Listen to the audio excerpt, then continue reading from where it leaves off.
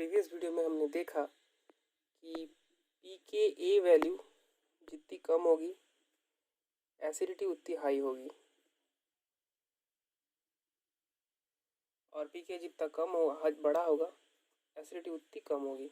तो उल्टा रिलेशन है, इन्वर्सली प्रोपोर्शनल। तो एक एसिड के लिए Ka और pKa जो है, तो pH और pKa का एक रिलेशन होता है जिसे हम हेंडरसन-हेज़लबर्ग इक्वेशन से जानते हैं। तो वो हम आज ड्राइव करेंगे, जो कि हमारे पीआई के कॉन्सेप्ट में बहुत हेल्प करेगा।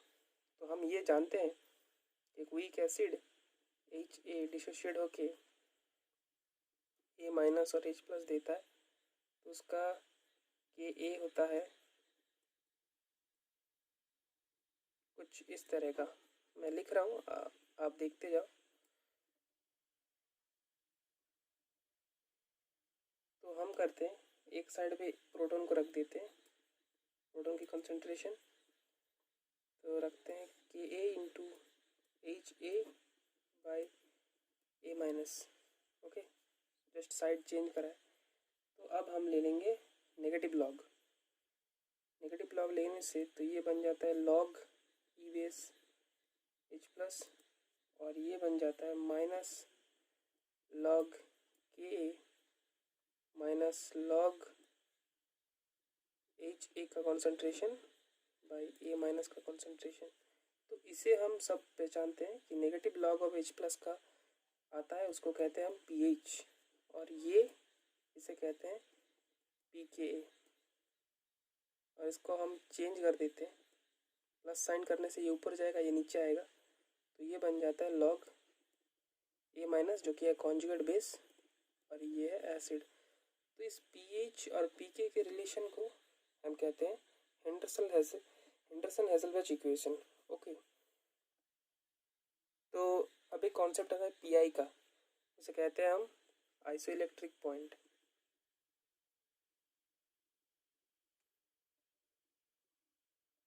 PI. So, what is PI? PI is the pH at which the concentration of dipolar ion as its max। मतलब जो ज़्विटर आयन है उसे ही डाइपोलर आयन कहते हैं। ज़्विटर आयन मतलब आपको पता है कि जब एक एमिनो एसिड का नेट चार्ज होता है 0, तो उससे उस स्टेट को हम कहते हैं ज़्विटर आयन। तो वो एक एसिड की तरह भी काम करता है और एक बेस की तरह भी काम करता है, जिसे हम एम्फोटेरिक कहते हैं। तो पीआई वो पीएच है जिसे देने से जो डाइपोलर आयन है उसका कॉन्सेंट्रेशन मैक्सिमम होगा, और जो कैटायन और एनायन का कॉन्सेंट्रेशन है वो इक्वल हो जाएगा। तो ये किताबी भाषा है, तो हम इसे एक्सप्लेन करेंगे। तो पीआई का कॉन्सेप्ट पहले समझने के लिए ये समझना होगा कि टाइट्रेशन ऑफ एमिनो एसिड क्या है। टाइट्रेशन मतलब कुछ नहीं है, एमिनो एसिड एक एसिड है, तो एसिड और बेस को हम न्यूट्रलाइज करेंगे। बेस क्या देंगे, सोच लीजिए हमारे पास यहाँ सपोज 100 मॉलिक्यूल ऑफ एसिड है, एमिनो एसिड, जहाँ पे हम धीरे धीरे OH का कॉन्सेंट्रेशन बढ़ाएंगे, मतलब पीएच को करेंगे इंक्रीज NaOH सॉल्यूशन ऐड करते करते। पहले हम एकदम स्टार्टिंग में लेंगे 0 पीएच, उसके बाद हम ग्रेजुअली इंक्रीज करके 1, 2 करके 12, 14 तक हम जाएंगे। तो सोच लीजिए पीएच सॉल्यूशन का है 0, तो एट पीएच 0 हम एक एमिनो एसिड ले लेते हैं एलानिन। ओके, जिसका इस R ग्रुप में एक मिथाइल ग्रुप है और इस COOH ग्रुप है, और ये NH3+ लिखते हैं। क्यों लिखते हैं? क्योंकि जब pH 0 होगा तो H+ का कॉन्सेंट्रेशन बहुत हाई है, और ये जो ग्रुप है NH2 ये बेस की तरह काम करता है। तो बेस क्या करता है, सोल्यूशन से प्रोटॉन उठा लेता है, क्योंकि इसके पास एक लोन पेयर है। तो इसका कंडीशन कुछ ऐसा होता है H3N+ CH CH3 COO-, इसे हम फुल्ली प्रोटोनेटेड फॉर्म कहते हैं। तो हम कहते हैं कि पीएच धीरे धीरे इंक्रीज करते गए। तो आपको एक एक्सपेरिमेंटल डेटा प्रोवाइड है कि इसके पास इसका पीके है 2.34। ओके, एक्चुअली इसके पास, इस टोटल एमिनो एसिड के पास देने लायक, डोनेट करने लायक 2 प्रोटॉन है, एक कार्बोक्सिलिक एसिड के पास, एक NH3 के पास, क्योंकि इसमें ज़रूरत से ज़्यादा बॉन्ड बना लिया है, 4 बॉन्ड बना लिया है, इसलिए इसके पास है प्लस चार्ज। तो ये चाहेगा छोड़ना एक प्रोटॉन, लेकिन इतना आसानी से नहीं। जब हम OH का कॉन्सेंट्रेशन बहुत बढ़ा देंगे तब ये छोड़ने की कोशिश करेगा। तो ये एक ऐसा pH है 2.34 जहाँ पे ये C ग्रुप हो जाता है डीप्रोटोनेटेड। तो ये टर्म याद रखना, बहुत काम आने वाला है, डीप्रोटोनेटेड। तो NH3 कुछ नहीं होने वाला इसका इतने कम pH में, और ये इनर्ट ग्रुप है, तो ये हो जाता है C माइनस। क्यों? इसका एसिडिटी बहुत ज़्यादा है। ये पीके वैल्यू देख के ही पता चल रहा है 2.34, 0 से ज़्यादा बढ़ा है थोड़ा सा, तो ये पीके दिखा दिया अपना। तो ये पीके क्या होता है? पीके होता है वो, सोच लीजिए हमारे पास 100 मॉलिक्यूल ऑफ एलानिन थे, 100 मॉलिक्यूल एलानिन के थे। जब हम एग्जैक्ट 2.34 pH देंगे तो इस सिचुएशन में 50 मॉलिक्यूल मतलब आधा बन जाएंगे ये कंडीशन में, ये डीप्रोटोनेटेड कंडीशन में। इसे ज़्विटरन भी कह सकते हैं, इसका नेट चार्ज 0 आ रहा है, इसे हम डाइपोलर कह देते हैं। और बाकी 50 मॉलिक्यूल आ जाएंगे आपका जो पहले वाला था उसी में, मतलब आधा अनडिसोशिएटेड आधा डिसोशिएटेड। डिसोशिएटेड मतलब प्रोटॉन रिलीज कर दिया, ऐसा सिचुएशन।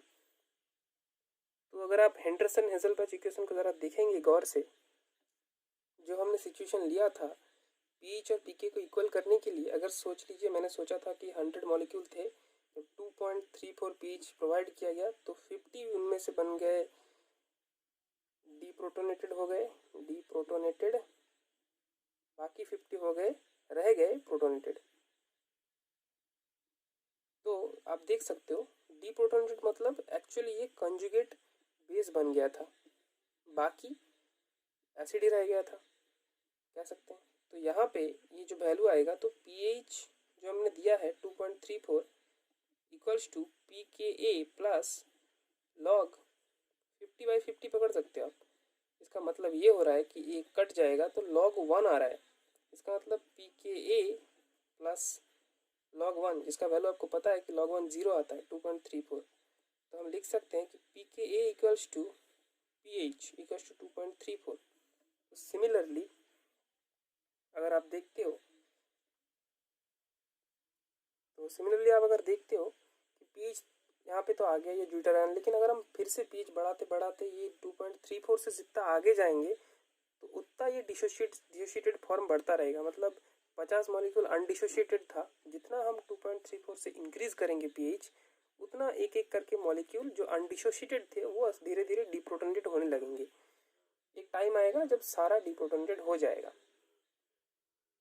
तो अभी पीके वैल्यू इस ग्रुप का दिया हुआ है आपका 9.69। इसका मतलब भी वही है कि 9.69 अगर हम दे देंगे तो ये ग्रुप बन जाएगा प्रोटॉन रिलीज करके, I hope it is visible, CH3 C minus.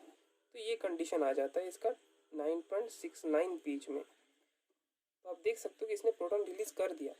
तो ये एग्जैक्ट 9.69 पीच में अगर 100 मॉलिक्यूल मेरे पास थे एलानिन के, वहाँ पे 50 बन जाएंगे ये फॉर्म में, NH2 अटैच्ड फॉर्म में, और बाकी 50 बनेंगे जो पहले वाला था ये NH3 फॉर्म में रह जाएगा यहाँ से,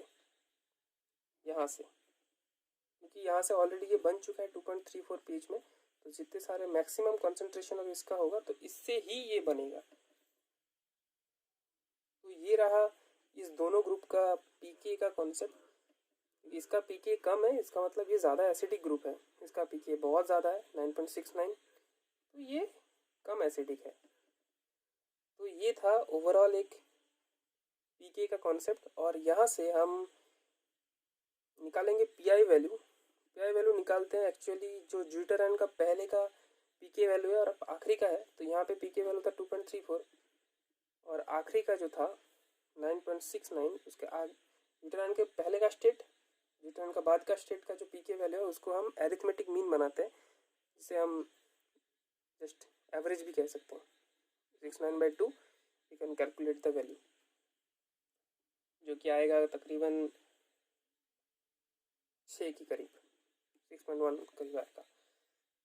तो ये था पीके का। इसके बाद का जो सेशन आएगा तो वो होगा कुछ कॉम्प्लेक्स अमीनो एसिड का, like histidine, glutamic acid. So stay tuned for that. Thanks for watching.